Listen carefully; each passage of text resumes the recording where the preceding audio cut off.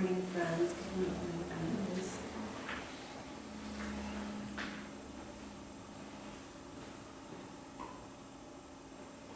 Autumn is definitely here. The road up to Mava, the trees are starting to turn, and in a few weeks' time they'll be golden and very, very beautiful. My topic today is the Great Heart Sutra, which is one of the most popular and revered texts in Mahayana Buddhism, which we practice and follow. We've been chanting the Heart Sutra here at Maba as part of our Sunday service for as long as I've been participating. And we chant it in English as well as in Chinese, and we'll do so this morning right after this talk. So if you're new to Maba, you'll get a chance to experience it this morning. And the fact that it is so well known and well loved is perhaps a little surprising, because the sutra is very enigmatic. It can be very puzzling. Speaking for myself, the first time that I heard and recited the Heart Sutra, I was puzzled by the sequence of negations. The phrase, form is emptiness, emptiness is form. I didn't really know what it all meant. So over the years I've become a bit more familiar with what is meant by shunyata, translated into English as emptiness, which is one of the key ideas in the Heart Sutra, but it's never lost that enigmatic quality. So hoping to learn more, I recently enrolled in an online course on the Heart Sutra taught by Roshi Joan Halifax and Kazuaki Tanahashi at Upaya Zen Center in Santa Fe. Tanahashi sensei is a scholar, translator, calligrapher. And he's completely fluent in English. He writes in English, although his native language is Japanese. He's lived in the States for most of his life. So the course introduced a new translation of the sutra, which has been passed out to you. And this was produced by Roshi Joan and Kaz Tanahashi, along with much new linguistic and historical research about the sutra. So I'm basing the information in my talk on Tanahashi's new book and translation. Much of his research reads like a mystery story, and I would hope to keep some of that quality in my talk. We'll see if I manage to do so. So during this talk, and probably my next one or two, bringing us up to the end of the year, I want to show a few things, or share a few things about the sutra. First of all, how it's composed of three major sections. Second, to share with you the rationale for perhaps the biggest change in this translation, which renders shunyata not as emptiness, but rather as boundlessness. And third, to talk about the concluding mantra, which begins gate, gate, paragate. And that which is always chanted in Sanskrit, and to say something about its origins and its power. From the standpoint of history, I'd also like to talk about Tanahashi's theory that the Heart Sutra was not originally composed in Sanskrit, but was most likely a Chinese composition that was then back translated into Sanskrit. I should also mention that a goal that Roshi Joan and Kaz Tanahashi had for their translation was to make it more accessible for people who may have no knowledge of Buddhist terms or Sanskrit terms. So for instance, they even avoid using the word bodhisattva, preferring to use those who lead all to liberation. So that's another significant change. So to begin, what are the essential teachings of the Heart Sutra? Why is it chanted so widely and frequently at Buddhist centers around the world? Why does it remain significant for practitioners today? So first of all, the full title is the Prajnaparamita Heart Sutra, or in the new translation, the Sutra on the Heart of Realizing Wisdom Beyond Wisdom. So you'll notice that they've translated Prajnaparamita, they render that as wisdom beyond wisdom. And I'll talk some more about that this morning. So, as the title suggests, the purpose of the sutra is to explain the core practice in Mahayana Buddhism, which is realization or actualization of wisdom through meditation. This isn't an intellectual exercise, but a direct practice. Tanahashi, in the course, invited everyone to come up with his or her own definition of wisdom beyond wisdom. But he gave his own, and I will share that with you. He calls it a continuous, wholesome experience of freedom from and integrity in pluralistic and singularistic understanding and action. It's kind of a dense mouthful. I'll try and unpack that a bit now. Pluralistic understanding is that which discriminates one thing from another, that which perceives differences. Sometimes we call that dualistic perception. Singularistic understanding is that which sees everything as essentially one, interdependent, interconnected, or non-dualistic. So in my understanding, wisdom beyond wisdom means understanding that really is both and neither singularistic and or pluralistic. Because by using these two terms, we have set up yet another dualism, another discrimination. Something is either dualistic or singularistic. So true reality transcends even these labels. Or we could say that within pluralism there is singularism, and within singularism there is pluralism. They are interdependent.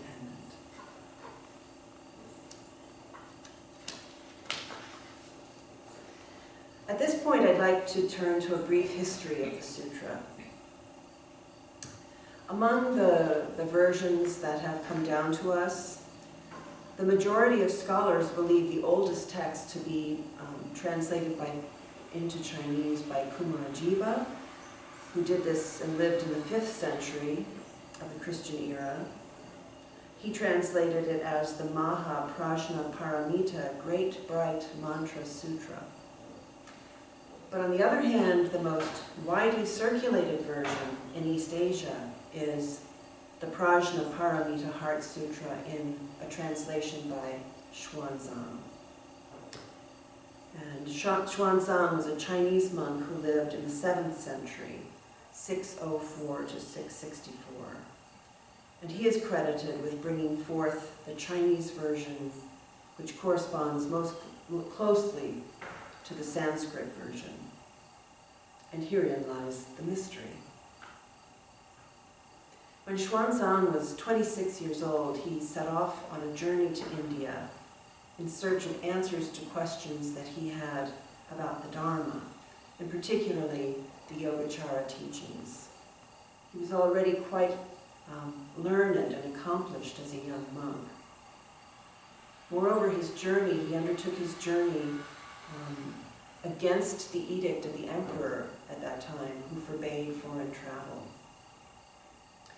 But during his early travels, he wasn't yet out of China, when he had stopped to study in a place called Shu in Sichuan. He came upon a poor monk who had festering sores all over his body. He was very ill. Xuanzang took pity on his sickness and his stained clothes, and so he led this monk to a local temple where he was able to procure food and new clothes for the monk. As a token of his gratitude, the sick monk taught Xuanzang a practice chant, which was the Heart Sutra. Xuanzang continued to study and chant this sutra for years. He used it on his further travels through the Gobi Desert, where he was plagued by evil spirits, so the story goes, when chanting this sutra was the only thing that caused these spirits to leave him in peace. I'll get back to Xuanzang in a moment. I think it's also fascinating to realize that the Heart Sutra text has been in print, not just handwritten, but in print, for 1,000 years longer than the Gutenberg Bible, which we in the West think of as the earliest example of a printed book.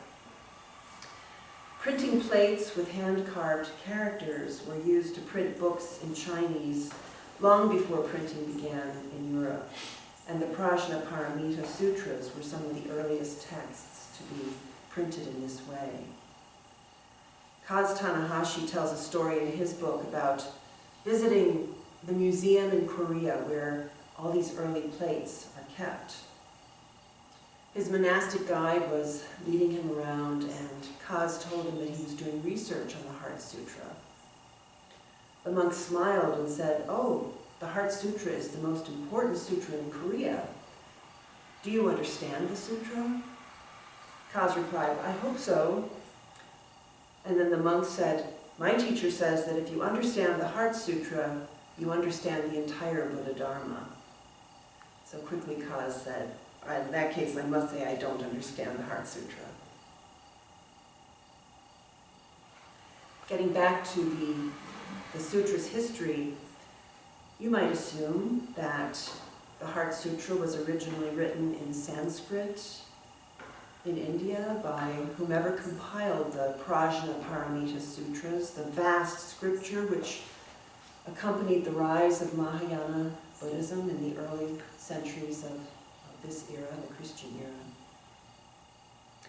There's a legend about these very earliest beginnings of Mahayana and those Prajnaparamita Sutras, which are often credited to Nagarjuna, a great scholar and practitioner who was living in Nepal and was seeking out the Buddha's teachings about Mahayana, which means the great vehicle.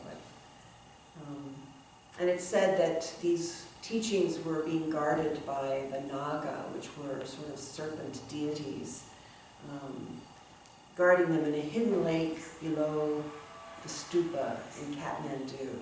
Love that story.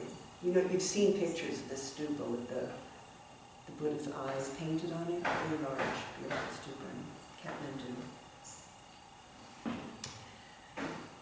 So many scholars also assumed the Indian origin of the Heart Sutra until an American scholar and researcher named Jan Nattier.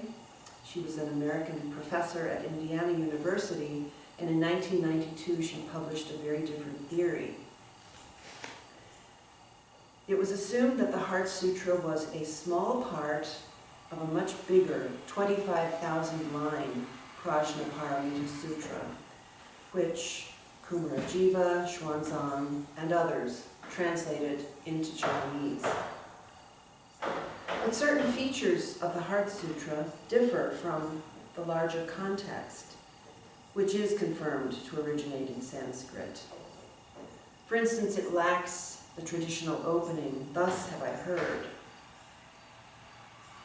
Secondly, the Buddha does not appear in the sutra at all. Instead, it is Avalokiteshvara who's the main speaker, whereas this bodhisattva plays no role in the larger Prajnaparamita literature.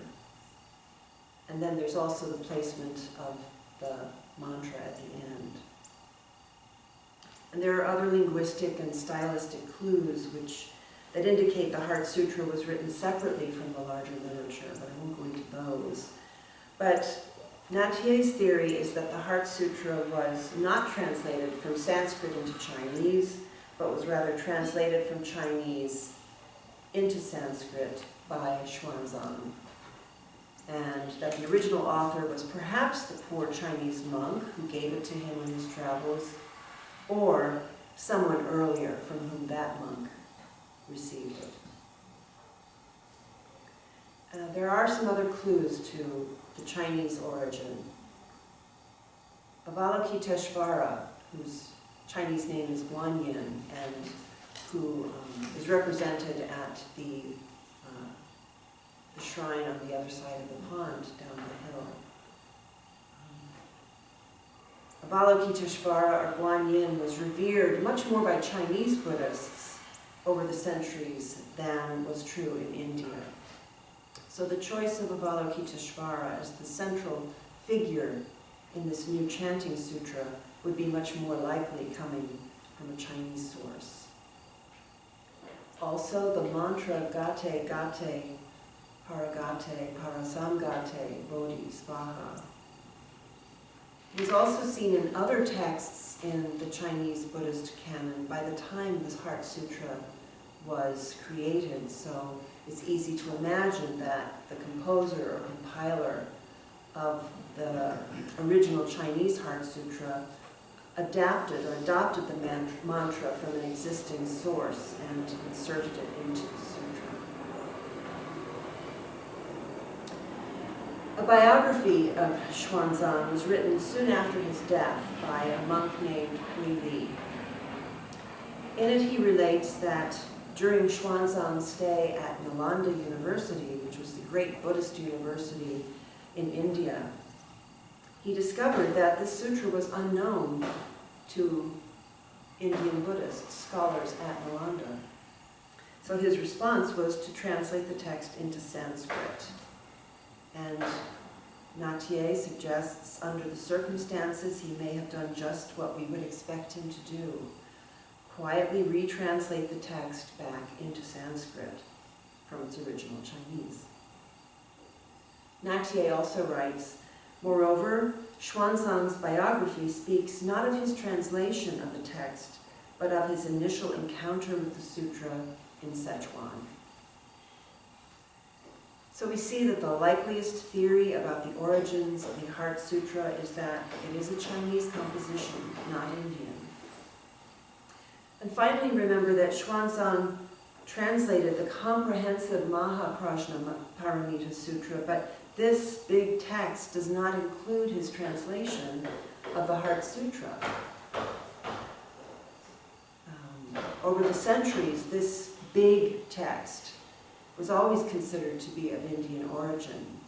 And so if indeed it is an Indian text, wouldn't it be natural that the Heart Sutra, which is of Chinese origin, would be omitted from it? So just to summarize, what may sound like a rather complicated story, an unknown person, most likely a Chinese monk, compiled the Heart Sutra.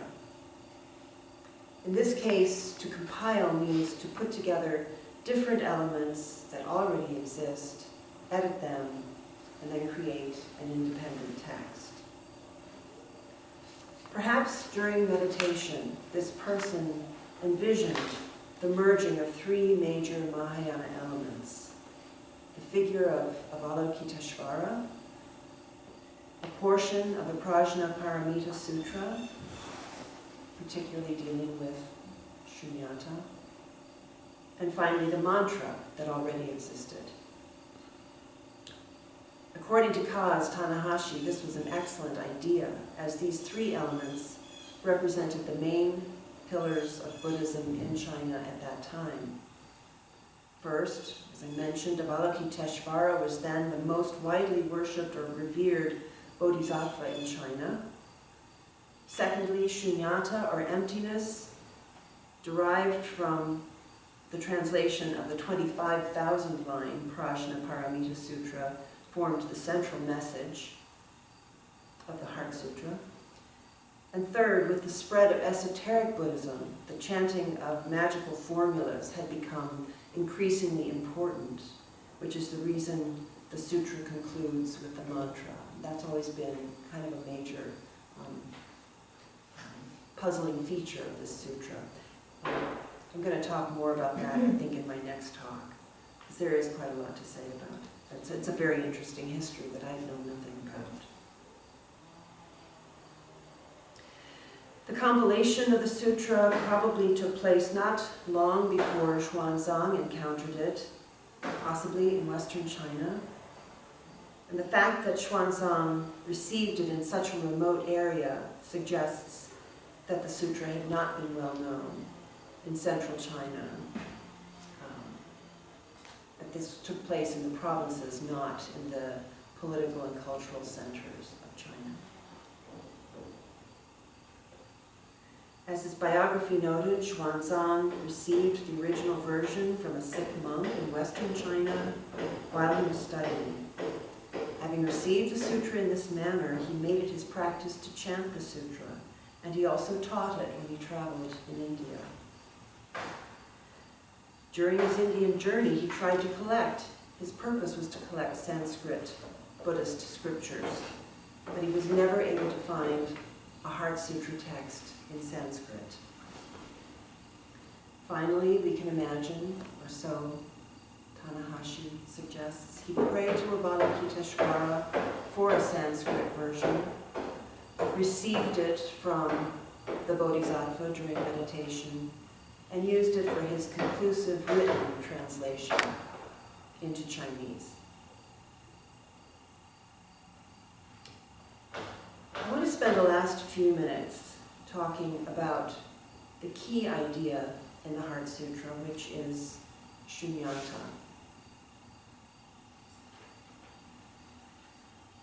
In early classical Buddhism, one of the key teachings of the Buddha was anatta, meaning no self, along with anicca, impermanence, and dukkha, unsatisfactoriness or suffering. These three are called the three marks of existence, or the three Dharma seals. They are the criteria for judging any teaching as belonging to the Buddha Dharma or not. If a teaching recognizes no self, impermanence, and suffering as essential features of reality, then the teaching agrees with or is reflective of the Buddha's teaching, of awakened teaching. In Mahayana Buddhism, which evolved later, we can think of these three marks or seals or teachings as evolving into that of shunyata, which has traditionally been translated into English as emptiness. It's very important to understand that emptiness does not mean that things don't exist or that they are empty of all meaning. The Heart Sutra takes up various lists of terms and concepts. Some of the lists included in the sutra are the 5 skandhas, or streams of body, heart, and mind. Specifically, their form, feelings, perceptions, inclinations, sometimes referred to as volitions, and discernment or consciousness. Also, the 6 modes of change: arising, perishing, staining, purifying, increasing, decreasing. Also the 6 sense organs, the objects of the 6 senses, and then the 6 sense consciousnesses. With regard to human beings, it is these aspects and activities that the sutra tells us are shunya, empty. At each moment, though, these 5 streams work simultaneously, and no individual stream can be isolated from the rest. Thus, none of the 5 skandhas or streams exists within a solid set of boundaries. Since this is the case, we can say that every stream, every skandha, is shunya. And understand this to mean that each is shunya in itself and at the same time a functioning part of all the others. The more conscious we become of these 5 streams, these 5 skandhas, the more we realize that all these streams are closely intertwined and that each of us is a manifestation of their combined activity. The notion of the 5 streams of body, heart, and mind interacting with one another as a single entity can also be applied to our 6 sense organs: eyes, ears, nose, tongue, body, and mind. There are no eyes separate from ears, nose, and the rest of the body, such as skin, flesh, and bones, as well as the mind. The entire body is a single entity. The objects of our senses, what we see, hear, taste, smell, touch, and perceive, are all interactive and inseparable. The shape of an apple, its sound or lack of a sound, its smell, its taste, and our perception of it are fully interconnected. And so are the aspects of our consciousness that make our sense organs and our perceptions function. They are also interconnected. The Heart Sutra tells us that our ultimate experience goes beyond all these types of consciousness. The sutra leads us to a full experience of our senses, their objects, and our consciousness. And in doing so gives us a glimpse of complete freedom from all these distinctions. In the wisdom beyond wisdom that we practice when we meditate, we cultivate a state of consciousness that transcends distinctions, but which also delights in the interdependence and interbeing of all phenomena. So a very important part of this new translation is changing the original or the traditional English word for shunyata from emptiness to boundlessness. What was the rationale for this change?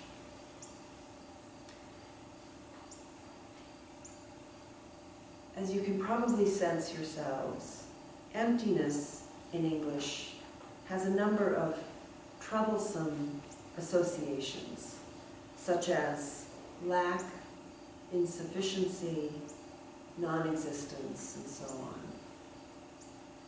The associations with emptiness tend to be on the nihilistic side, denying the existence of things.